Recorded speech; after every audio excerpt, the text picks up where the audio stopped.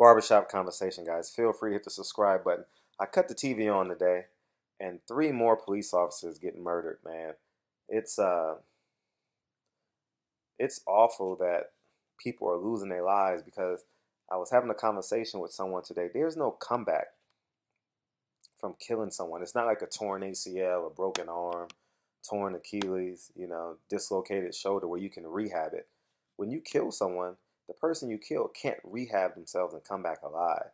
So I I think when people lose value for their life, they lose they naturally lose value for other people's lives. And because we're viewed as not a complete human being in terms of white supremacy and the the black Americans who, I mean, it's hard to even call you a black American in the context in which I'm talking about America right now. So the blacks that are hashing out in violence, they don't believe that they're human, and two, don't believe that they're American, and they don't have the full rights. You know what I'm saying? And it's really, really sad that we live in a full blown, fully developed society, and yet we have an undercurrent of impoverished civilization in which I'm talking about blacks who feel that they don't really have a purpose or they feel undervalued, underserved, and it's intent and the intent is intentional, and it's awful. I'm looking at the pictures now. Two white officers, Garfar, Officer Garofalo, Jackson, and Gerald, gone today. Their sons are gonna wake up tomorrow morning with no father. It's just a sad day in America. And Lauryn Hill said something so powerful. I've seen Lauryn Hill twice live, maybe three times, and she said one thing that was so. Oh no, it was in her Unplugged. If you guys haven't had her MTV Unplugged, please go see. It's just her and her guitar. Astonishing, amazing. YouTube it. And she says the one thing about conflict is you need to meet it head on. And we have a black president, and yet he's a. I think he's afraid. He dances around the subject, but he doesn't allocate direct resources to it. There needs to be a black fund. I don't care what no one say. It needs to be a black fund where we're just helping black Americans. The Indians got their land. I'm not saying that it has all the resources on it, but there needs to be a black fund in America. And what we do with the black fund, you know, that's up for debate. But it generally needs to be a black fund in America. Excuse me. And until we resolve this conflict head on, and and in addition having a conversation, allocate resources, shit like this is gonna happen. It's gonna be three or four cops killed in New York, three or four cops killed in LA, um, 10 more unarmed black kids being killed. Uh, it's just gonna be a repetitive cycle until blacks in this America, in today's America, have equal value, believe they have equal value.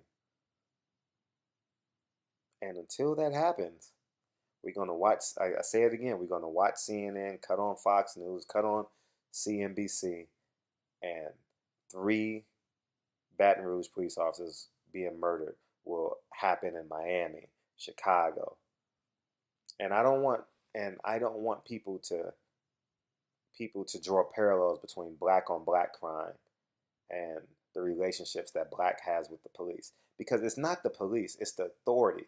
See,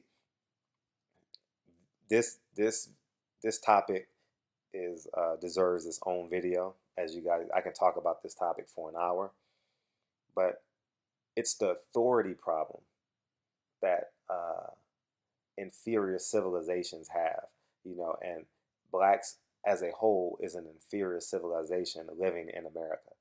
And when we see authority, meaning police officers, we feel threatened by them. We feel like uh, we have to belittle ourselves in order to win.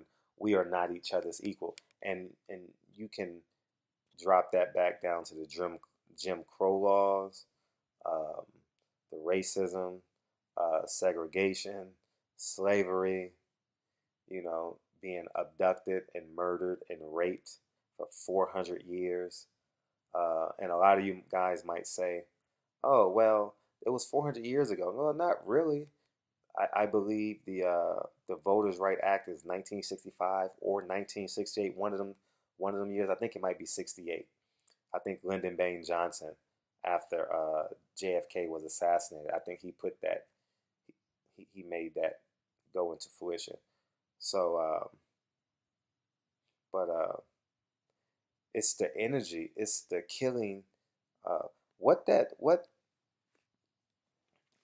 did, it knocks off generations. When a white man rapes a woman in front of her man, or he's out in the field and she's in the house for 2 hours and she comes out and the black man can't protect her, you know what that does? That repetitive cycle, that energy, it permeates, it stains a culture, it stains an entire civilization. So I hate when people say, well, get over it. It happened 400 years ago. Well, we just was able to vote in 1968. You understand what I'm saying? So, it's a sad day, man. And it's awful these three police officers had to lose their lives. And it's awful that Sterling and the gentleman that was, I don't want to mispronounce his name, but the gentleman in Minnesota had to get assassinated. It's just awful, man. And until we meet this head on, when I say literally meet it head on, allocate resources. People say all these killings in Chicago, all these killings in DC, Chocolate City. We need to allocate resources. You understand what I'm saying? And they say reparations, retribution, whatever title you want to give it, there needs to be a black fund in America. There's so many hurt people. And people say, well, you have welfare. That's not the same. That's not the same. Living on welfare, honestly, is a meager existence. It's, it keeps you impoverished mentally, spiritually. It deadens your drive when you get $1,300 a month. You can pay all your bills and you have $200 or $300 left over to do what you want to do in life. Some people are just satisfied with that, and that's not a black issue. That's not a white issue. More white people are on welfare in America than black people. Percentage wise, more white people are on welfare than black people in America. So I don't want to delve into that because I don't want to make this an arbitrary conversation that we're having right now. These are facts coming from a black man, and I've never been on welfare as an adult. I've never depended upon assistance from the government. Some may say I'm successful, but at the end of the day, as a black man, I'm only as successful as the worst man being black in America. Because I kid you not, I've traveled the globe. When I say I've been to countless countries, I'm either a rapper or an athlete. I still have an athlete's build a little bit, and so okay. Even in America, I was in New York. I was doing the Porter Thurman fight. I was at the airport, and some guy says, "I know you're an athlete. Who you play for?" Some white guy. I swear to Jesus Christ. He says, I know you're an athlete. Who you play for? He says, he thought I was a baseball player. I said, no, I don't play baseball, but I appreciate the compliment. But that just goes to show you, like, if you see an in-shape white man, you're not going to say, oh, he's an athlete. You get what I'm saying? So the perception is we only can be as a whole on a map. And it's not his fault. I'm not, but you guys just got to understand the temperament and the ideology of what people have of Black America. And this, I can't even use Black and America as one term. Black in America. So, um, does will blood be shed when attacking this issue? Absolutely. Can we minimize it by allocating resources? Absolutely. And it's it's gonna be hard, man. It's gonna be really, really challenging because in actuality, people have to die for us to become equal. And that's just, I'm not saying killing, I'm saying when you literally have to fight for it. Where you have to sit on the White House lawn and say, we're not going anywhere. We have to sit on the government's porch and say, we're not going anywhere until we get our resources. And that's it. I always said, people who make minimum wage go home frustrated and go home tired. But people that earn minimum wage don't know if they don't work, America can't function. I always said people who make minimum wage should be cohesive, should be a unit. If they were a unit, they would flip America upside down. America is built off of cheap labor. Cheap labor. We started the free labor, us, the Indians, and um, Latin America. America is so cold. America is so cold. Here's what they did. They called a state New Mexico. Separate the word, New Mexico. Like, we're better than your old Mexico, you know? It's so cold-blooded. America is cold-blooded, man. And their plan worked. The plan worked. Uh, we have the inferior civilizations fighting against one another while the elite groups can sustain themselves and be elite. Nepotism still exists. It's not even nepotism. It's the group. I ran for public office. I ran for city council, and in Whittier, California. I think a little over 100,000 people live in Whittier. That's where I went to college, and people love me, but they wouldn't vote for me. I had a strong campaign. I came in third place. But at the end of the day, they wouldn't vote for me. You knock on their door, you shake their hand, you talk to them, you look them eye to eye. But those white people would not vote for me. You know, Great story. You know, I I grew up in Wood, not grew up in Wood. I went to college in Whittier, lived there 10 years. I made great income. I paid my taxes. I lived and worked in the community. Everything worked. I wasn't off at the time. I was an award-winning film producer. Like, the narrative is great in terms of my narrative is, I mean, better than Donald Trump's per se. And they would not vote for me. They liked me. They would shake my hand. They would take me to lunch. They would, I'm being honest. I get 3 or 4 write-ups in the newspaper, but they would not vote for me. And that's the world we live in, man. They they subconsciously don't trust us. And this isn't going to be an ongoing conversation on my channel. Uh, I want feedback. I want conversation. It's important for us to have this dialogue. If the 1,700 of our subscribers talk about it, it's on carry over to your job and your family. But I think the world we live in today, you can't ignore white supremacy now. It's just impossible to ignore, and it's impossible today to ignore that blacks are inferior in America. And that's it. So, ongoing conversation. I feel terrible for um, I mean, I I'm watching CNN now, the 84 people that was killed in Nice, France. See, this is just an example of kill begets more killings, begets more killings. So what I'm saying is this negative, and it's ongoing because how America solve problems with other countries, they go over there and they occupy and they kill people. Like I'm a pacifist by nature, you know.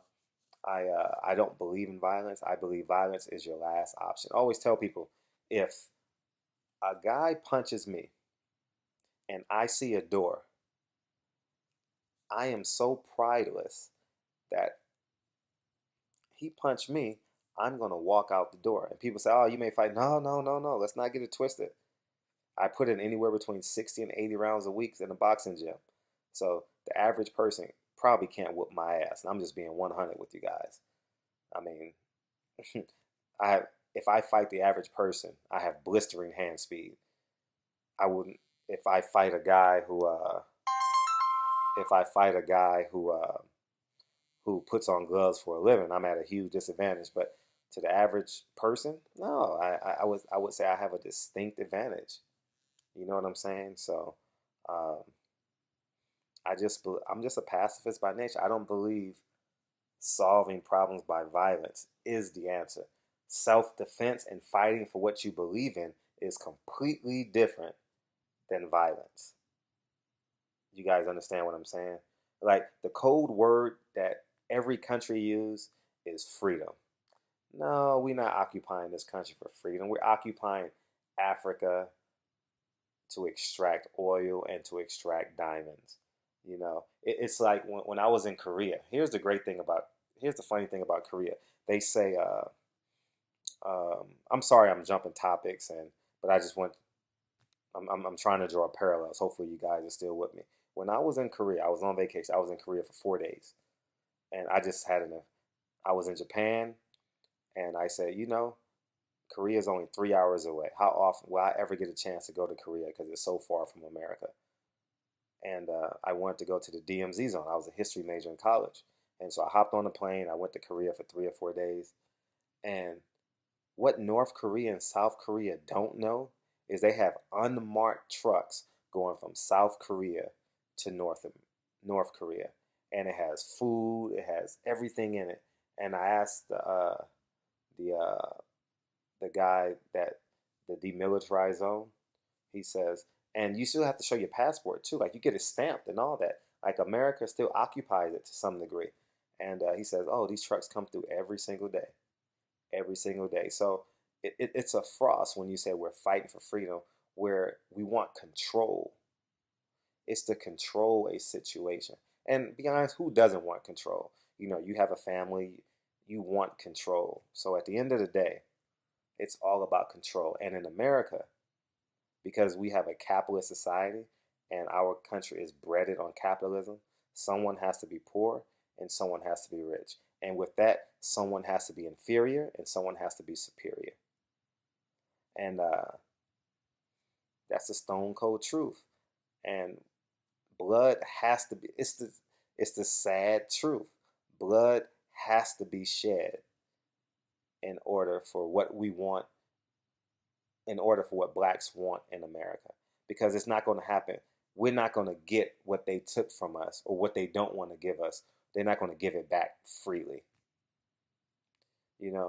It's no secret why the MLKs, the Tupacs, the Malcolm X's, the Huey P. Newtons, were all assassinated, man. You know, um, murdered, killed. That doesn't happen by accident. You may get one or two, but that doesn't happen by accident. So barbershop conversation, hit the subscribe button. It's just a conversation where obviously by the looks of it, we're going to be having this conversation forever and forever and forever. And two, okay, I'm going to leave you guys on this note. If Donald Trump was black, could he run for president? If Donald Trump was Mexican, could he run for president? If Donald Trump was Asian, could he run for president? Barbershop conversation. Talk to you guys soon. Peace.